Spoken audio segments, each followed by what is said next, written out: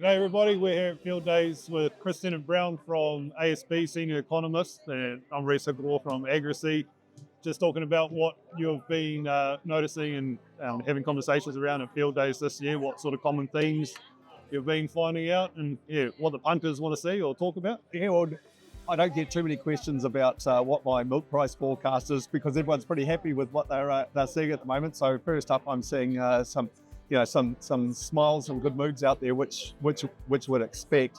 But there are a few stories out there and a few questions that we do get.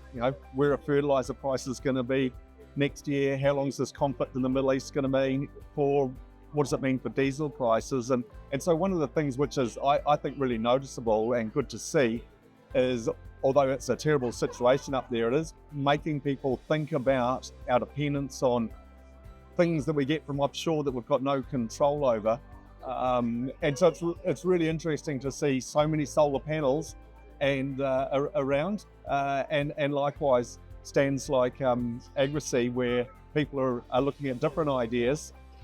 And the bit I like about that is anything that can make you a bit more resilient as a farmer is something that makes a lot of sense to me. Yeah, no, definitely that resilience piece, costs just going through the roof, so people are looking at how to get a little bit more return on their investment, so be more efficient with their nutrient usage, adding some biostimulants into the cores, making sure they're getting as much energy out of the pasture as they can, and help protecting them from any sort of climatic occasions or negativities that might be coming down. We're particularly a bit of a dry spring and into summer, so anything that's going to help protect them from that, whether it's solar panels, some energy cost savings there, and then whether it's in the soil and the pasture and the animal, try and protect that way. So in terms of sort of that more economical piece, are you seeing sort of any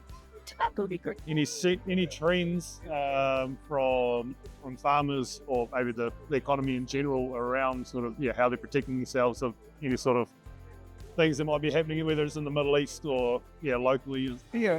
I think one of the things is, when from an economics perspective, is when we see the New Zealand dollar being pretty weak like it is now. That's good from the farm gate prices, for red meat, for dairy. But when you turn around to make some investment in the land, be it fertilizer or importing some gear, you've got the other side of that. So again, looking at solutions which are New Zealand dollar based has got a amount of appeal to it, because you get the good side of the good farm gate prices coming from the low exchange rate. But if you can locally source a lot of products and you're not having to buy those products with the weak New Zealand dollar. So again, having products that are made in New Zealand by New Zealanders has a nice resilience aspect to it, to keep those costs down under control, because that's as important as the top line revenue, is to making sure you've got a good gap between your costs and your revenue. That's for sure. Yeah, exactly. And I suppose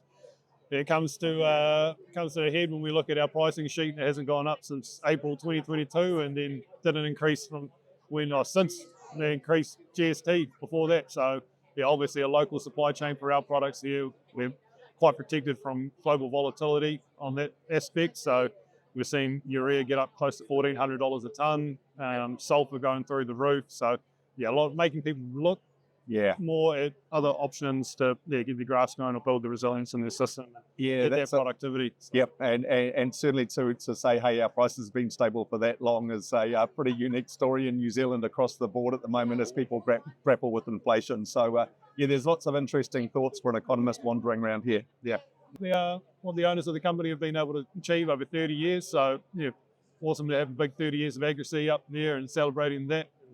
You wouldn't be able to do it without all their hard work and effort. And it's just great to be a piece of the puzzle. Good stuff. Good to be part of the story and have a chat with you. Yeah, awesome. Hey, cheers, guys.